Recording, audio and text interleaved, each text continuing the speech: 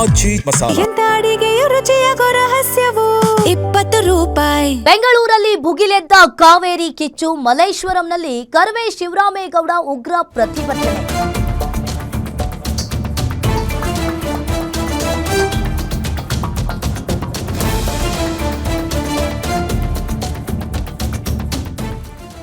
ಬೆಂಗಳೂರಲ್ಲಿ ಭುಗಿಲೆದ್ದ ಕಾವೇರಿ ಕಿಚ್ಚು. ಮಲ್ಲೇಶ್ವರಂನಲ್ಲಿ ಕರವೇ ಶಿವರಾಮೇಗೌಡ ಉಗ್ರ ಪ್ರತಿಭಟನೆ. ಇನ್ನು ಪ್ರತಿಭಟನೆ ತೀವ್ರಗೊಳ್ತಾ ಇದ್ದಂತೆ ಪೊಲೀಸರು ವಶಕ್ಕೆ ಪಡ್ಕೊಂಡಿದ್ದಾರೆ. ಹೋರಾಟಗಾರರು ಸ್ಥಳಕ್ಕೆ ಬರ್ತಾ ಇದ್ದಂತೆ ವಶಕ್ಕೆ ಪಡೆಯಲು ತೀರ್ಮಾನವನ್ನ ಮಾಡಿಕೊಂಡಿರುವಂತದ್ದು. ಇನ್ನು ಸ್ಥಳಕ್ಕೆ ಬಂದಿರುವ ಒಂದು ಕೆಎಸ್ಆರ್ಪಿ ತುಕಡಿ ಮತ್ತು ಮಲ್ಲೇಶ್ವರಂ ಸ್ಟೇಷನ್ ಪೊಲೀಸರು ಈಗಾಗಲೇ ಹೋರಾಟಗಾರರಿಗೆ ನೋಟಿಸ್ ಕೂಡ ನೀಡಿದ್ದಾರೆ ಪೊಲೀಸರು.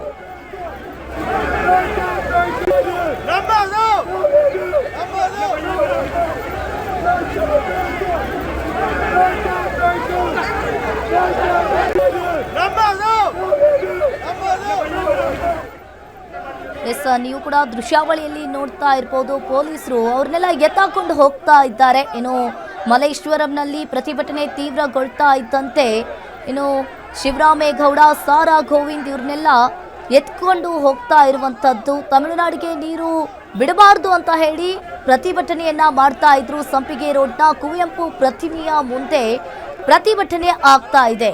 ಅವ್ರನ್ನೆಲ್ಲ ಎತ್ಕೊಂಡು ಬಸ್ ಒಳಗಡೆ ಕರ್ಕೊಂಡು ಹೋಗ್ತಾ ಇದ್ದಾರೆ ಪೊಲೀಸರು. ತಮಿಳುನಾಡಿಗೆ ನೀರು ಹರಿಸದಂತೆ ತೀವ್ರ ಆಕ್ರೋಶ ವ್ಯಕ್ತವಾಗ್ತಾ ಇರುವ ಬೆನ್ನಲ್ಲೇ ಪ್ರತಿಭಟನೆ ಮಾಡೋದಕ್ಕಂತ ಹೇಳಿ ಬಂದಿದ್ರು. ಈಗ ಅವ್ರನ್ನೆಲ್ಲ ಎತ್ಕೊಂಡು ಹೋಗ್ತಾ ಇದ್ದಾರೆ ಪೊಲೀಸರು. ಒಂದ್ ಕಡೆ ಕಾವೇರಿ ಕಿಚ್ಚು ಜೋರಾಗಿದೆ, ಇನ್ನು ರೈತರು ಕೂಡ ಆಕ್ರೋಶವನ್ನ ವ್ಯಕ್ತಪಡಿಸ್ತಾ ಇದ್ದಾರೆ. ಇನ್ನೊಂದ್ ಕಡೆ ಮಲ್ಲೇಶ್ವರಂನಲ್ಲಿ ಕರವೇ ಶಿವರಾಮೇಗೌಡ ಉಗ್ರ ಪ್ರತಿಭಟನೆ ಮಾಡ್ತಾ ಇರುವ ಬೆನ್ನಲ್ಲೇ ಪೊಲೀಸರು ಅವರನ್ನ ಕರ್ಕೊಂಡು ಹೋಗ್ತಾ ಇರುವಂತದ್ದು. ಮಲ್ಲೇಶ್ವರಂನಲ್ಲಿ ಆಗ್ತಾ ಇರುವ ಪ್ರತಿಭಟನೆ ಇದು. ತಮಿಳುನಾಡಿಗೆ ನೀರು ಹರಿಸದಂತೆ ತೀವ್ರ ಆಕ್ರೋಶವನ್ನ ವ್ಯಕ್ತಪಡಿಸ್ತಾ ಇದ್ರು, ಪ್ರತಿಭಟನೆಯನ್ನ ಮಾಡ್ತಾ ಇದ್ರು. ಇನ್ನು ಸಾಕಷ್ಟು ಜನ ಪೊಲೀಸರು ಬಂದು ಅವರನ್ನ ಎತ್ಕೊಂಡು ಹೋಗ್ತಾ ಇದ್ದಾರೆ. ಬೆಂಗಳೂರಲ್ಲಿ ಕಾವೇರಿ ಕಿಚ್ಚು ಈಗ ಭುಗಿಲೆದ್ದಿದೆ. ಇನ್ನು ಪೊಲೀಸರು ಅವರನ್ನ ವಶಕ್ಕೆ ಪಡ್ಕೊಂಡಿದ್ದಾರೆ, ವಶಕ್ಕೆ ಪಡ್ಕೊಂಡು ಕರ್ಕೊಂಡು ಹೋಗ್ತಾ ಇದ್ದಾರೆ.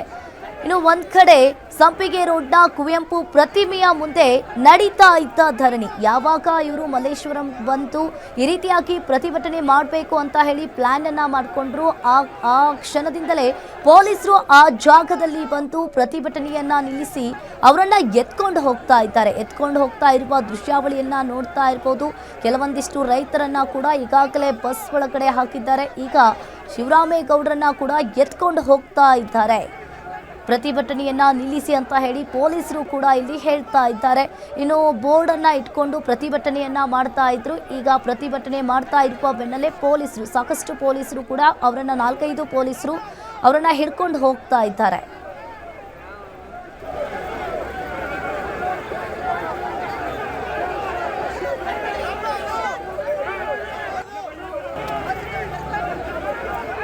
CWRC ಕರ್ನಾಟಕಕ್ಕೆ ಮತ್ತೊಮ್ಮೆ ಶಾಕ್ ಕೊಡುವಂತ ಕೆಲಸಕ್ಕೆ ಮುಂದಾಗಿದೆ. 15 ದಿನಗಳ ಕಾಲ ಪ್ರತಿ ದಿವಸ 3,500 ಕ್ಯೂಸೆಕ್ ನೀರನ್ನ ಬಿಡಬೇಕು ಅನ್ನುವಂಥ ಒಂದು ತೀರ್ಮಾನ ಇಡೀ ರಾಜ್ಯಾದ್ಯಂತ ಆಕ್ರೋಶಕ್ಕೆ ಕಾರಣ ಆಗಿದೆ.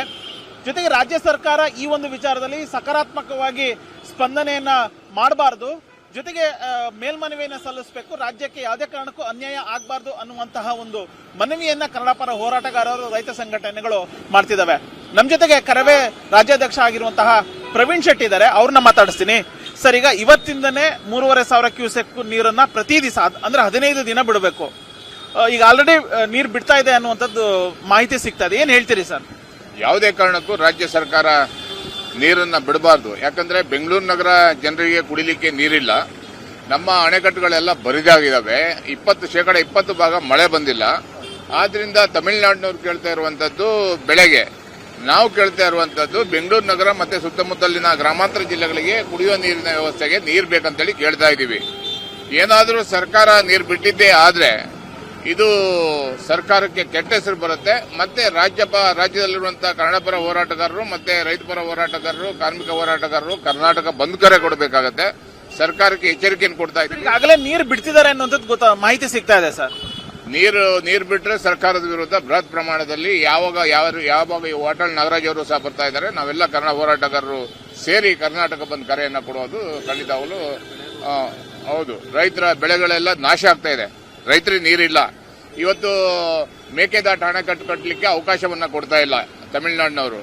ಮತ್ತೆ ಇಲ್ಲಿರುವಂತಹ ಕುಡಿಯೋ ನೀರನ್ನು ಕಬಳಿಸಲಿಕ್ಕೆ ಯೋಚನೆಯನ್ನ ಮಾಡ್ತಾ ಇದ್ದಾರೆ. ಇದನ್ನ ತೀವ್ರವಾಗಿ ಖಂಡಿಸ್ತೀವಿ. ಸರ್ಕಾರ, ಮುಖ್ಯಮಂತ್ರಿಗಳು ಅವರ ಅಧಿಕಾರವನ್ನು ಉಳಿಸ್ಕೋಬೇಕಾದ್ರೆ ಯಾವುದೇ ಕಾರಣಕ್ಕೂ ನೀರನ್ನು ಬಿಡಬಾರದು ಅನ್ನುವಂತ ಒತ್ತಾಯವನ್ನು ಮಾಡ್ತಾ ಇದ್ದೀವಿ. ಸರ್, ಈಗ ಎಲ್ಲೋ ಒಂದ್ ಕಡೆ CWRC ವಾದವನ್ನ ಮಾಡುವಂತ ವಿಚಾರದಲ್ಲಿ ರಾಜ್ಯ ಸರ್ಕಾರ ಸಕಾರಾತ್ಮಕವಾಗಿ ವಾದ ಮಂಡನೆ ಮಾಡಲಿಲ್ಲ, ಹಂಗಾಗಿನೇ ಕರ್ನಾಟಕಕ್ಕೆ ಹಿನ್ನಡೆ ಆಯ್ತು ಅನ್ನುವಂಥದ್ದೊಂದು ಮಾತಿದೆ. ಒಪ್ತೀರಾ ಸರ್ ಇದನ್ನ?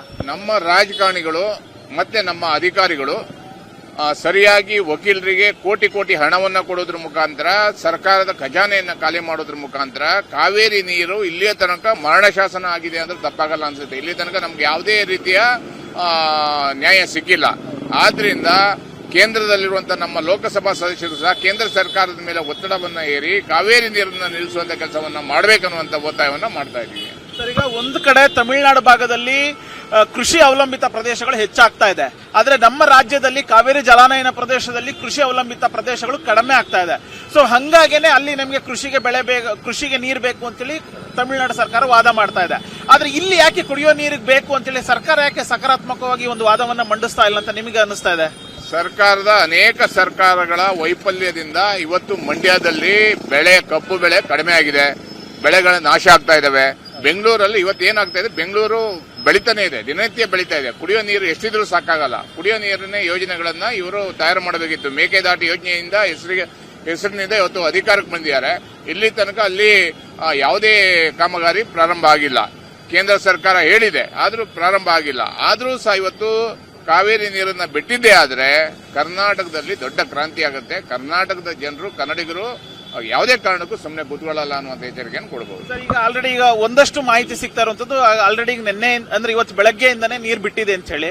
ಸೊ ಒಂದ್ ವೇಳೆ ನೀರು ಬಿಟ್ಟಿದ್ದೆ ಆದ್ರೆ ಹೋರಾಟಗಾರರು ಪ್ರತಿಭಟನೆ ಯಾವ ರೀತಿ ಆಗಿರುತ್ತೆ, ಸರ್ಕಾರಕ್ಕೆ ಯಾವ ರೀತಿಯಾದಂತಹ ಒಂದು ಬಿಸಿ ಮುಟ್ಟಿಸುವಂತ ಕೆಲಸ ಆಗತ್ತೆ ಅಂತ ಹೇಳಿ? ಖಂಡಿತವಾಗಲೂ ಹೋರಾಟಗಾರರು ಯಾರು ಸುಮ್ಮನೆ ಕೂತ್ಕೊಳ್ಳಲ್ಲ. ಸರ್ಕಾರಗಳು ಕೆಲಸ ಮಾಡಬೇಕಾಗತ್ತೆ. ಹೋರಾಟಗಾರರು ನಾವೆಲ್ಲ ಸೇರಿ, ಎಲ್ಲ ಕನ್ನಡಪರ ಹೋರಾಟಗಾರರು ಸೇರಿ ಕರ್ನಾಟಕ ಬಂದ್ ಕರೆಯನ್ನು ಕೊಡುವಂತ ಕೆಲಸವನ್ನು ನಾವು ಮಾಡ್ತೀವಿ.